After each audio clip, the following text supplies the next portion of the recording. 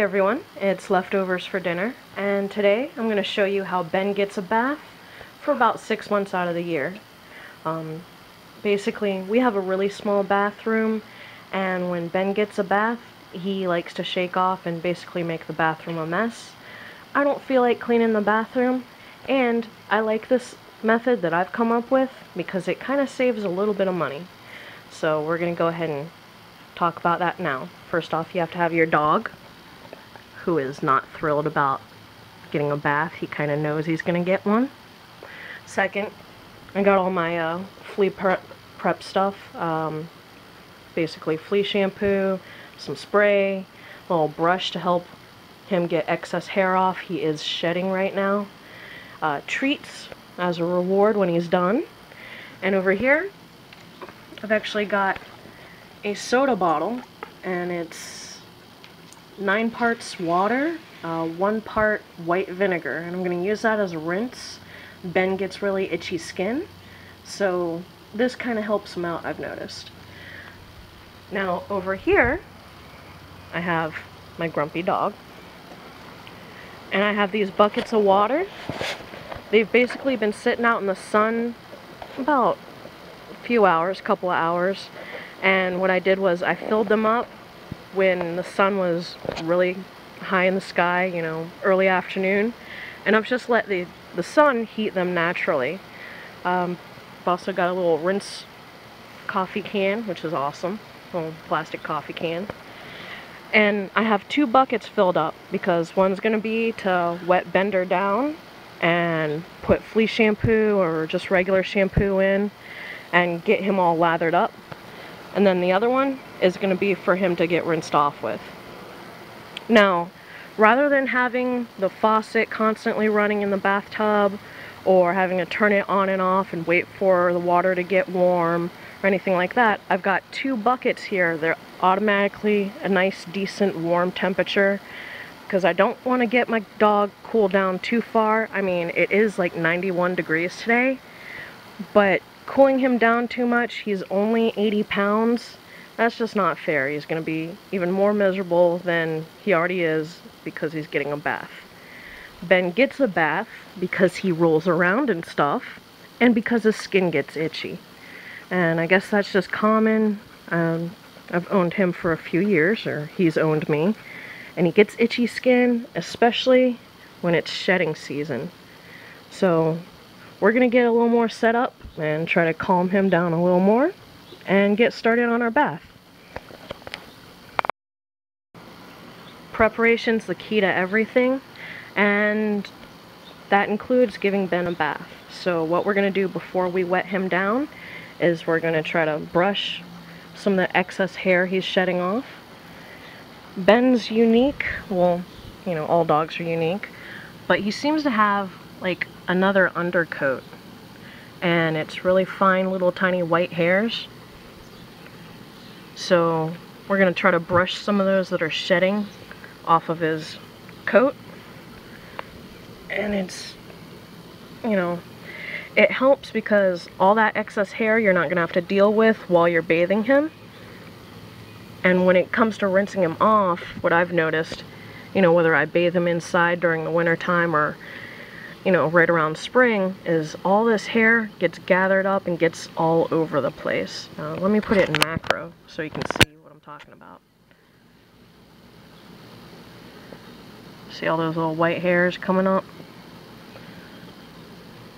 Now, we've had some weird weather this year, so off and on his skin has gone, wait, is it time to shed our winter coat or not? Well, it's finally hot enough. We've had a couple of hot days in a row for a few weeks now, so he's losing his winter coat. Good boy. Plus, Ben likes to be brushed. This kind of helps soothe him, calm him down, because he knows the impending doom of getting a bath. And this is going to take me quite a few minutes, so be back. There was one more thing I wanted to add about brushing your dog before you give him a bath. Depending on what type of flea and tick prevention you use, oh, thank you, Ben. Giving him a good brush down prior to his bath lets you check just in case he's got any little like bug bites or God forbid tick bites.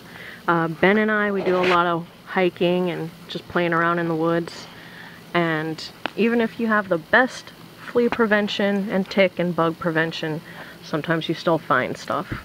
You can also tell if horse flies are really bad this year. You just, when you're brushing them, you'll feel little bumps. He did get bit a week ago by a horse fly and he was very grumpy about it. So giving him a good brush down will, you know, get you more in tune with your dog. Okay, now what I'm going to do is I'm going to go ahead and add some of the flea wash and shampoo to the water, and there's the initial wet down can. What I'm going to do is I'm going to wet him down with this. It might take one or two of these because, again, his coat is really thick. Then I'm going to add the shampoo to here. I'm only going to add a little bit, and that just makes sure I cover him well. Additionally, once he is wetted down and has that initial coat, I'll rub in some shampoo and start rubbing it in to get him clean. You ready, Ben?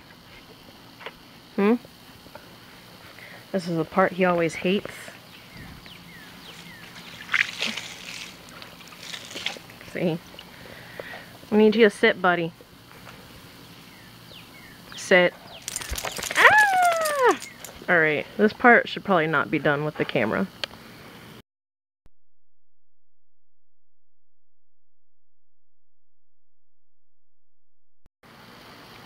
So Ben's sufficiently lathered up. Took a little more effort than normal. We like to start at the head first and work our way down. That kind of moves any buggies or shedding hair towards the back, making it easier to rinse. And as you can see, he's got very varied coat. Up here it's really scruffy and kind of coarse. And he's got his smooth hairs and his very sensitive front with his soft dog ears. And then he's got his undercoat. When you're lathering up your dog, you got to make sure you get that. Ben's kind of feels like horsehair. And his tail. And we're gonna let this sit for a minute or so, and while that's happening, you can, you know, continue to massage and soothe your dog or sing to him.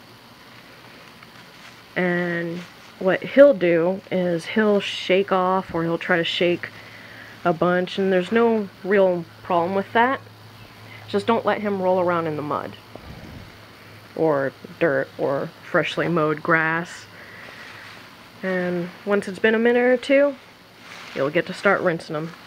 And you'll use the other bucket to rinse them off. And then finish off with the light, very light, optional vinegar rinse, which helps some dogs, or most dogs, but not all dogs. The very light vinegar water mixture seems to soothe his skin a lot more. He's less itchy during the summertime. Right, Ben? He is so mad at me.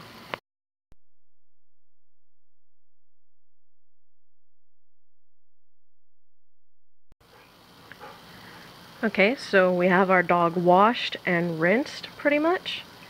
The next stage is that we're going to actually put the white vinegar and water rinse on him.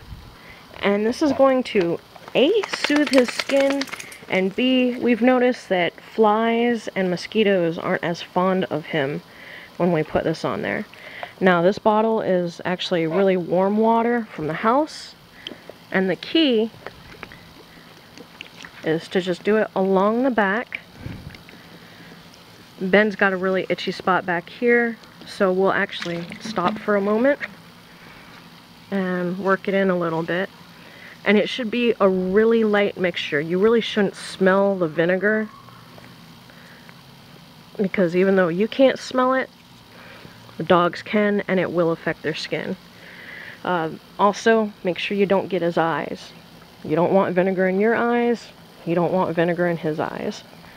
So we're just gonna finish doing this and get along the tail.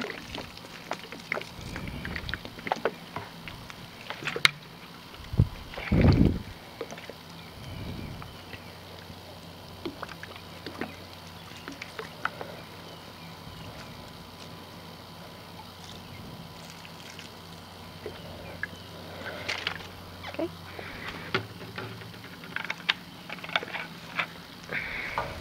And let him shake it off and not go back into the house. Come on, Ben.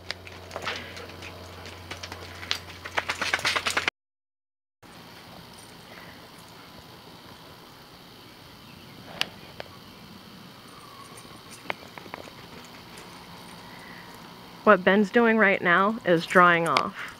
His temperature was lowered during the bath, and this is a dog's way, well, except for that, of heating back up. Because even though the water was really, really warm, it still lowered his temp. So don't get too concerned when they run around all crazy. They're just drying off. So that's how we gave our dog a bath. Hope you enjoyed that. And once you're done giving your dog a bath, you'll probably have some excess naturally warmed water to give yourself a bath. I'm kind of covered in dog hair right now and kind of grody. Yeah, that's my jeans, they're all soaked. So, hey, you could stick yourself in there now. Thanks for watching.